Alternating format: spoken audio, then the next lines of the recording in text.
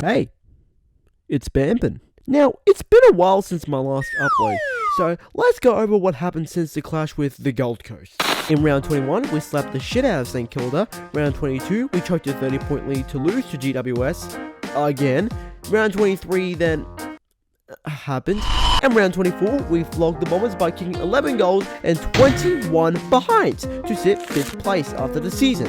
Not where I wanted to be at all after the Saints game, but if you told me that after the Anzac thumping, I would have taken that. Then the Lions took on Carlton in an elimination final, where they kicked the first 60 points of the game and won with a final margin of 28 points, which was very funny and very enjoyable given the pain that they have caused me in opening round. So this week, the Lions take on the GWS Giants, who choked a 20-plus point lead to not only lose from leading at 3/4 time for the first time under Adam Kingsley's tenure, but to also lose to Sydney in the finals for the first time ever. Despite this, they've given me not so fun memories this season, such as the Anzac Day jacking in Canberra and the round 22 choke, where the Brisbane Lions kicked worse than their pissed uncle after a Christmas party. In my opinion, Brisbane have a tough job ahead of them today, given the majority of people tipped against them. But I have a feeling that we can pip this game in a close one. It would not only be another step towards reaching the Holy Grail, but would also give me great joy in getting revenge against those orange juices and that karate kicking muppet that I want to let's get on with the video, yeah! Wu-Tang Clan, how my angels get up. Life on life, tell me how you're set up. After the Lions missed a couple of early chances in the game, the Giants managed to dance their way to the other side of the ground, which started off by Toby Bedford's handball to Kelly, and thanks to Bedford's handball to Toby Green, Green manages to find Cadman inside 50 to get the opening goal of the game for the Giants. Luckily, the Lions managed to winch the ball back from the Giants with 10 minutes left, and Wilmot's slick handball to Archie allows Archie to kick towards the goal square, with Joe Danaher finishing off Daniel Wells style. Unfortunately, everything good in life dies miserably, as right after the center bounce, the Giants get a clearance into the inside 50, where it hits the decks from a contested area, and then Toby Green kicks a goal to give the Giants the lead again. Then the Giants, like a salt in the wound, manage to go from end to end, with Sorko spoiling the ball to the Giants' advantage, with Peatling managing to put the Giants in front by 9 points. Then 1 minute later, the ball spills to Peatling again after a throw-in, in which he extends the margin to 15 points for the Giants, and at this moment, the Anzac Day PTSD started to kick in.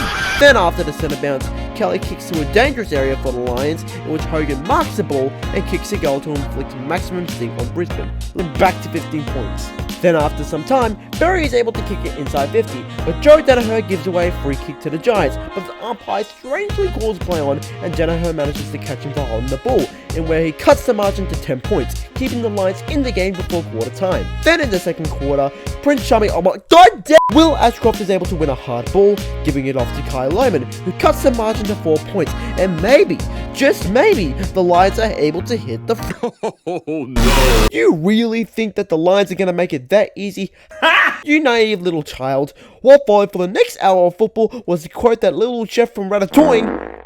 Welcome to hell. After both teams try to play a game of who can kick the worst, the Giants stop playing around, as after Zorko gives away a stupid free kick, Jesse Hogan crumbs the ball from an inside 50 kick and dribbles it through to give the Giants an 11-point advantage. Then after Toby Green fends off a Brisbane tackle, he loads up from within 50 and dribbles it through to make it an 18-point game.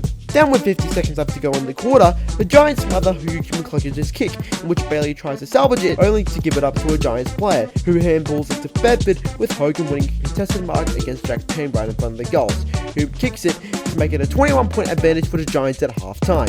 Now, I was thinking at that time that we were still a chance, justifying with how we came back against Melbourne in the 2022 semi-final after being 22 points down at half-time, but deep down, I was doing this in the same way that Bart and Homer were trying to salvage that pig roast in that Simpsons episode.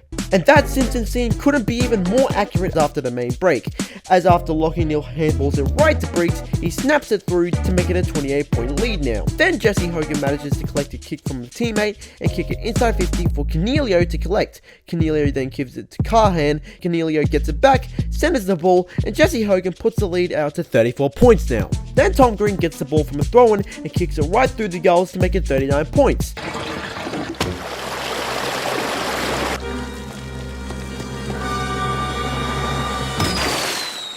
It's just a little airborne. It's still good. It's still good. It's gone. I know. Now I thought during the 30-second break that this season, where we worked so damn hard to get into the finals, would be all for just some measly finals win against a weakened Carlton. But little did I know that the following hour of football will be one of the greatest moments as a Lions fan. After the centre bounce, Will Ashcroft was able to break away immediately from the centre square, gave it off to a fellow teammate, and then Jared Berry, who was able to kick it long inside 50, finds Kyle Lohman, all on his own, in which he sidestepped the Giants defender and kicked the Lions' first goal in 50 minutes of game time. Then a few moments later, Oscar McInerney, the milestone man, won the ball from a throw-in, slammed it on his boot, and cut the margin to 34 points. Then Lohman set up a ball from with a kick to the centre square, and Ashcroft wrestled for the ball, threw it on his boot, and Charlie Cameron made damn sure of it by getting his 400th career goal. The margin is 25 points now. Then Brisbane managed to win a centre clearance, with Lachie Neale giving the ball off to McCluggage, who kicked high into a contested zone, with Zach Bailey there to rob the possession of a Giants defender, finds some space, snaps it towards goal, and the Lions have now got 4 in a row. Archie then manages to get a good contested mark, in which he kicks it inside 50, hoping for the best, but spilling out.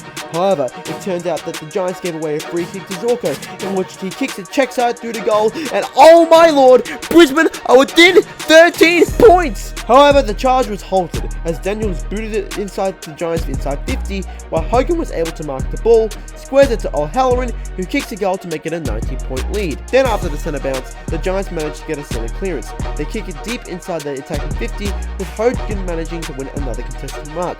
It's not through to make it a 25-point lead before third-quarter time. Now, but this did not go quite to plan, as Brent Daniels kicked it to Toby Green inside 50, who dropped the mark but manages to recover it to kick the Giants into a 31-point advantage.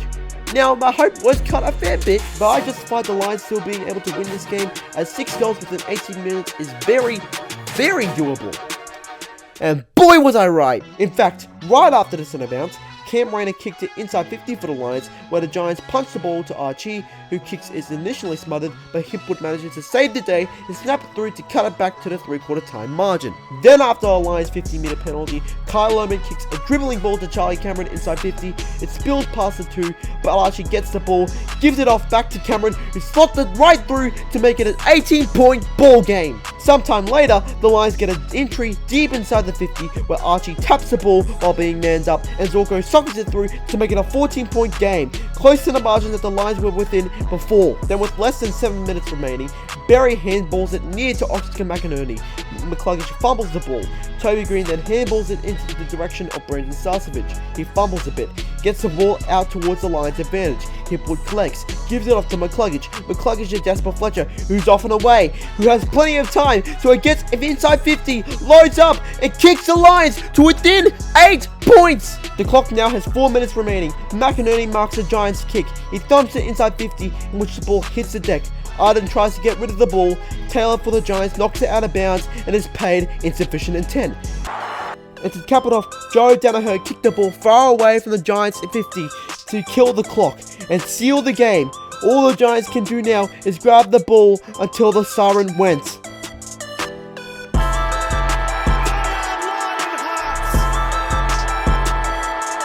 Holy fuck. These bloody bastards did it. My football club did it. After many times of being the team choking the impossible, we've managed to do the impossible in a fucking sudden death final, away from home, as underdogs. And we've sent the team that has been a source of misery in 2024 and the curse in 2019 out in straight sets. And all I can say now is, I fucking love my football club. So now, we are off to face Geelong in the preliminary final at the MCG, a team that has shattered our hearts in 2020 and 2022. So honestly, I can't wait. And if there's one learning from this Saturday, Sydney fans, if you're watching this, see you in 14 days.